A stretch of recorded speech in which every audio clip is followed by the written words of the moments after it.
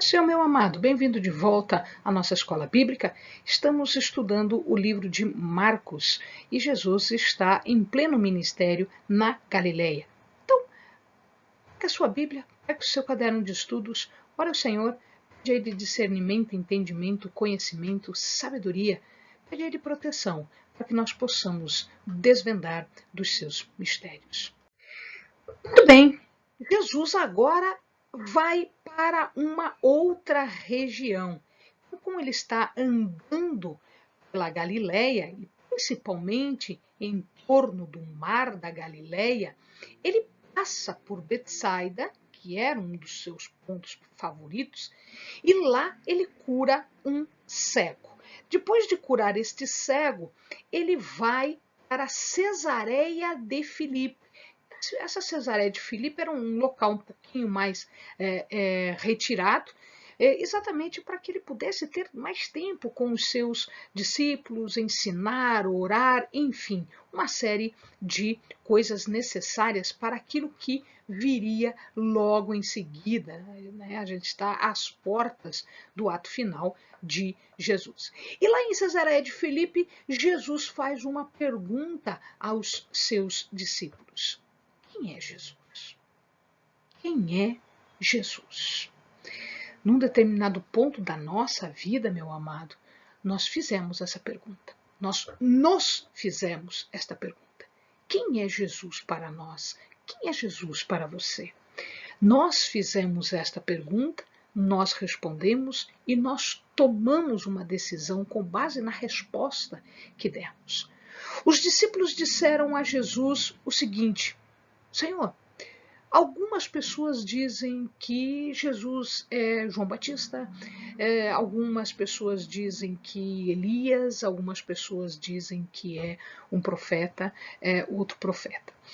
E aí Pedro estava caladinho, Pedro tomado por influência do Espírito Santo, ele diz: Senhor, tu és o Cristo. Por que o Cristo? Cristo aqui no sentido de Messias, porque Messiah em hebraico, né, Messias, o enviado, ou Cristo, então em grego. Então, o que é que Pedro diz? Tu és o Messias que haveria de vir. E Jesus então elogia Pedro. Pedro, é verdade. Mas não foi carne que te falou isso, foi o Espírito. Você entendeu isso pelo Espírito.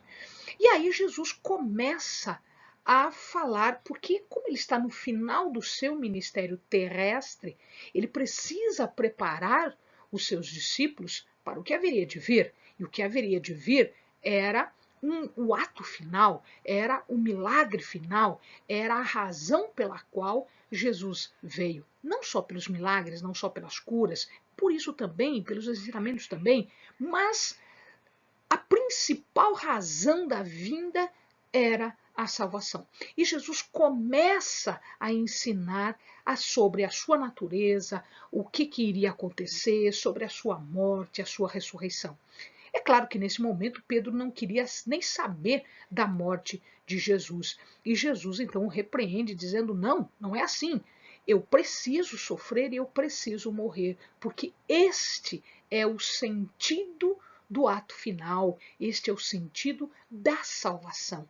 Por isso eu vim, para que isto seja feito. Então, ele explica isso e ele começa a explicar isso para os apóstolos. É claro que os apóstolos não estão entendendo absolutamente nada, lhes falta ainda esse refinamento do Espírito.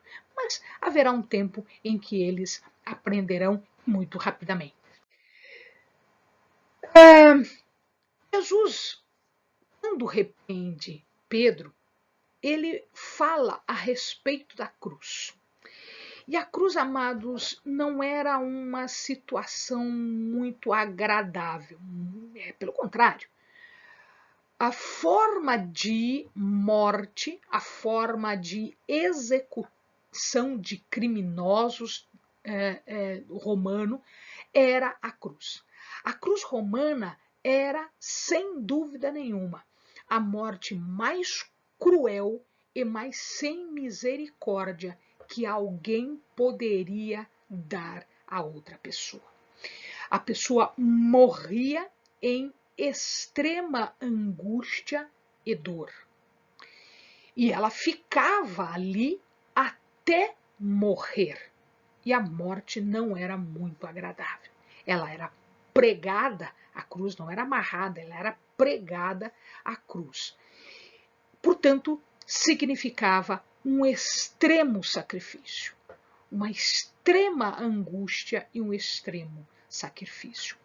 Então, quando se falava da cruz romana, as pessoas se ressentiam disso e elas não queriam nem chegar perto, porque isso era angustiante, não só para a pessoa que estava na cruz, como também para as pessoas que estavam olhando os condenados da cruz.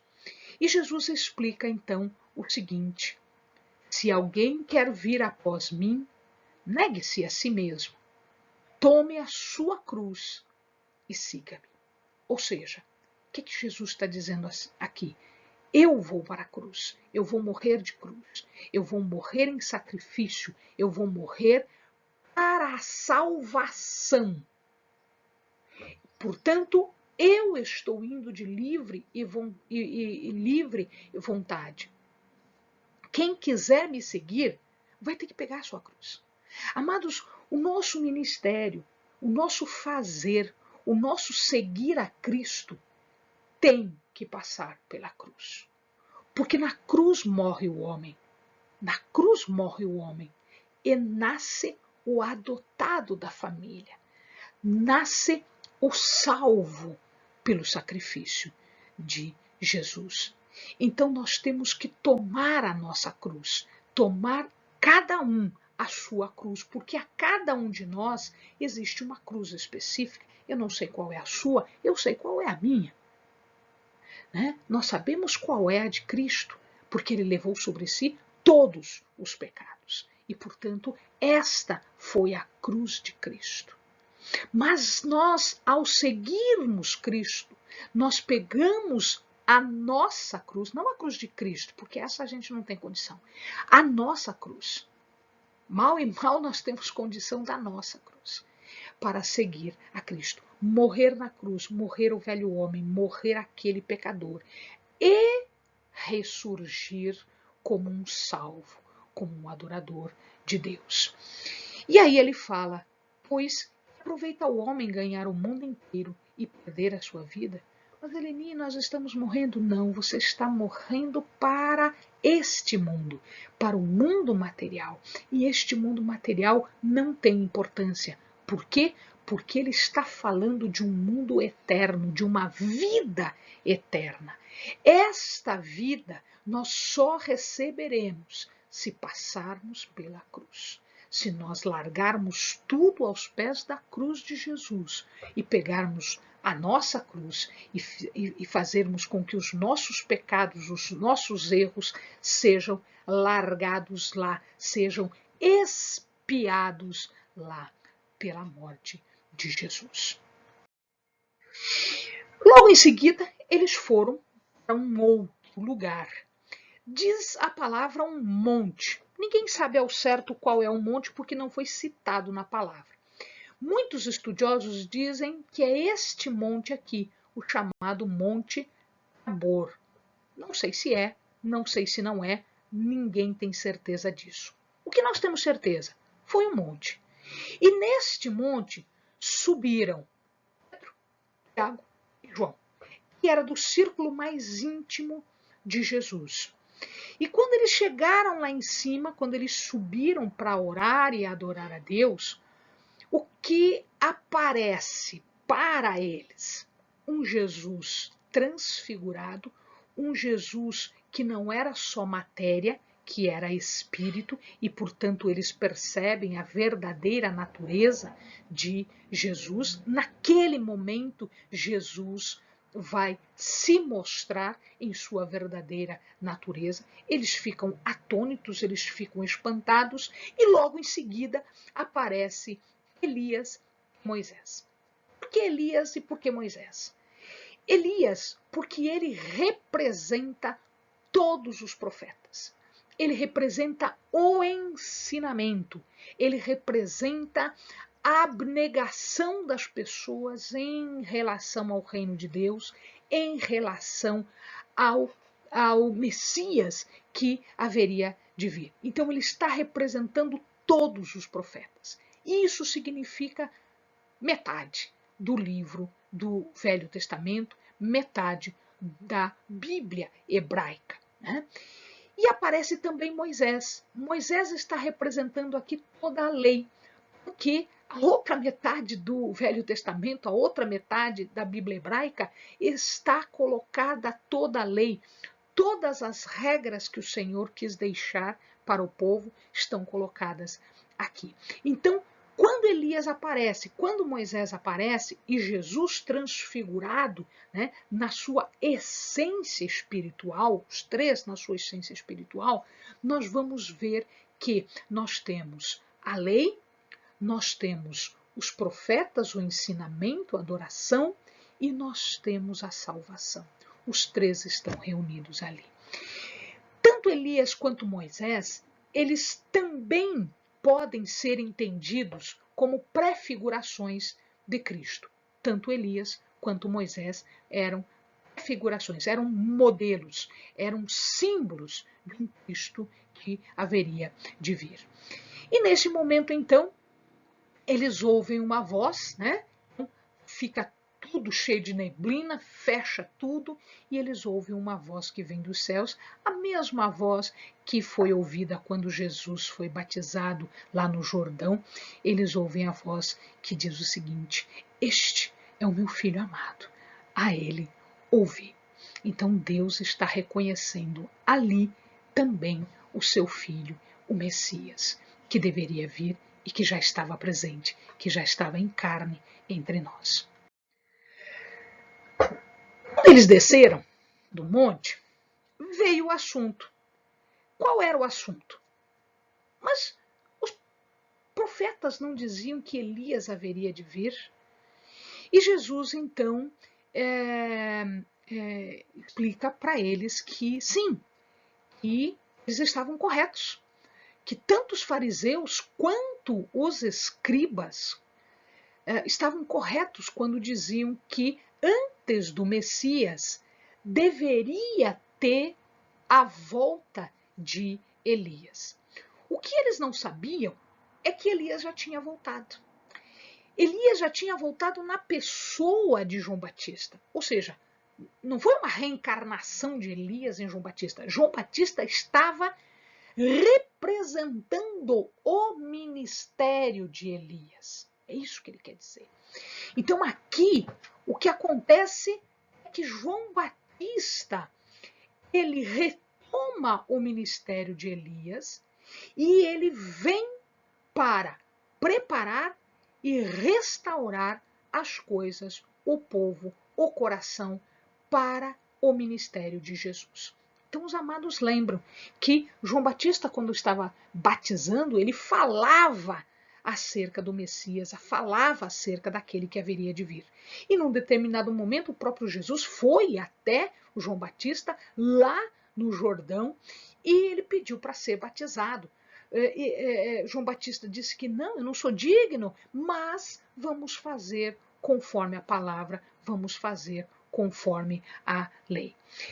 Bom, até aqui era possível entender alguma coisa se eles fossem espirituais, sim. Jesus explica isso. Eles deveriam entender que este João Batista era o ministério de Elias que deveria voltar.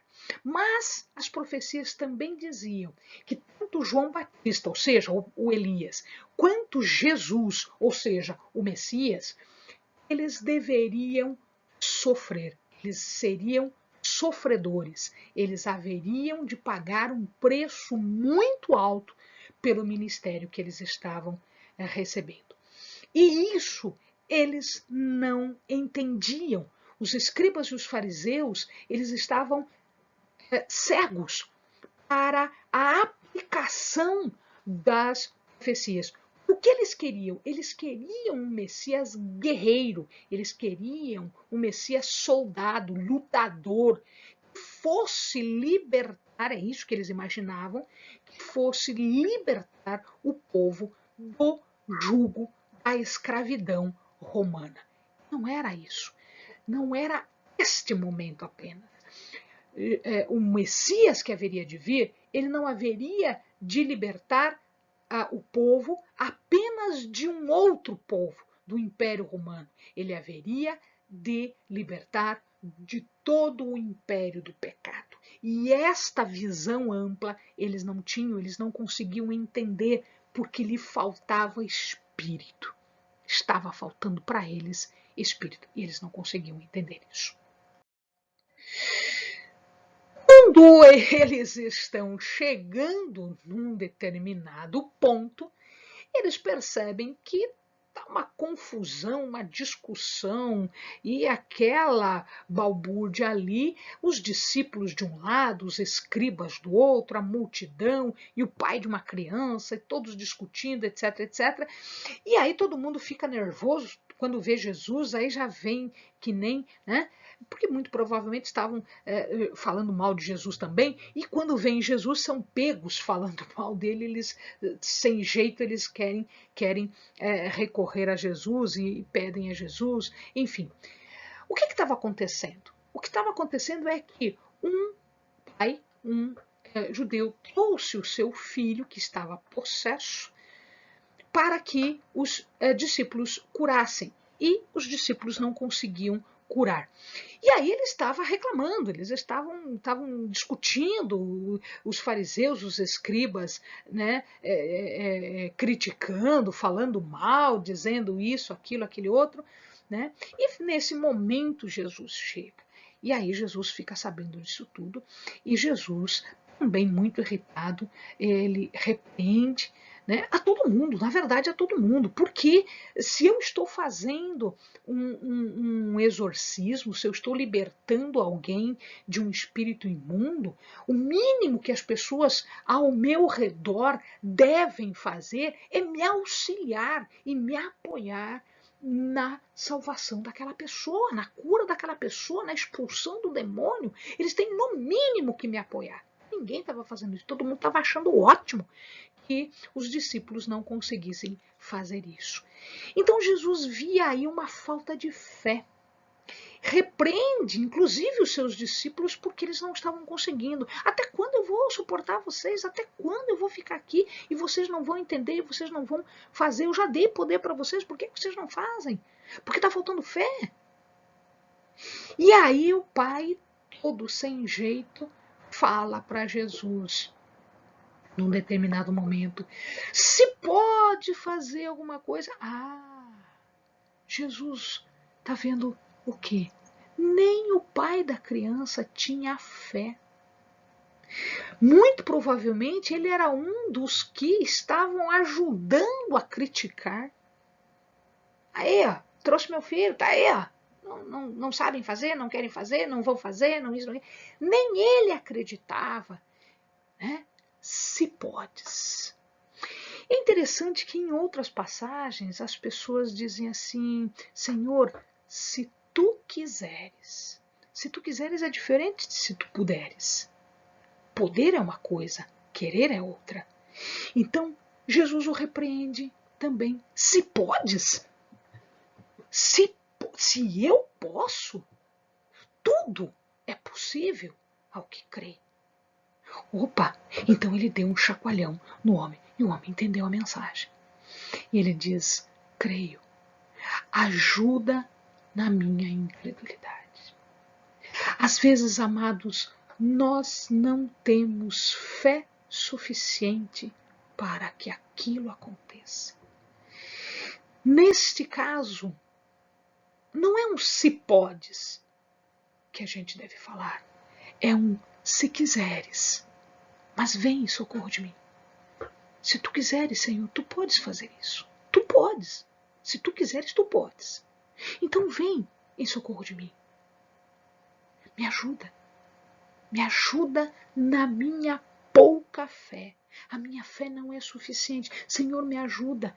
Acrescenta fé à minha fé, porque ela não é suficiente. Então aqui, quando Jesus cura, né? Depois os discípulos vêm perguntar a Jesus, por que a gente não conseguiu? Porque vocês precisavam orar mais, jejuar mais, se preparar mais, ter mais fé. Vocês precisavam se preparar mais. Não é porque eu estou junto que você. Não é porque Jesus está conosco que nós não precisamos fazer a nossa parte. Qual é a nossa parte? Jejuar mais, orar mais, ter mais fé. Essa é a nossa parte. Essa é a nossa parte do nosso ministério, do nosso fazer. É esse crer. Que nós estamos fazendo o que de nós é pedido para que nós possamos fazer aquilo que o reino precisa de nós. E aí, logo em seguida, eles estão andando e Jesus quietinho, só, né? E eles discutindo. Quando eles chegam em Cafarnaum, Jesus pergunta para eles o que vocês estavam discutindo, o que vocês estavam falando. E eles começam a se envergonhar, porque na hora da discussão tudo é muito legal, eu tenho argumento, eu tenho razão e você está errado, mas na hora de explicar isso para Deus, para Jesus, a coisa fica um pouquinho complicada, e aí eles tiveram vergonha de dizer sobre o que eles estavam discutindo. Mas Jesus já sabia. E aí ele diz o seguinte, olha lá, meu amado, se alguém quiser ser o primeiro, será o derradeiro. O derradeiro é o último. Então, se você quiser ser o primeiro, você vai ter que ser o último. E o servo de todos. Este é o que tem primazia, é o que tem primeiro lugar no reino de Deus. Aquele que fez mais, aquele que foi servo de todos, aquele que foi como Jesus foi, fazendo o que era preciso fazer, sem dormir, sem comer, sem descansar, passando perseguição, passando afronta. Ser o servo, ser o último, para ser o primeiro. Qualquer que em meu nome receber uma destas crianças, daí ele puxa uma criança no meio e diz assim, tá aqui, ó, esse aqui é o importante. Esta criança inocente, a inocência de uma criança. Né? Qualquer que em meu nome receber uma destas crianças, a mim me recebe.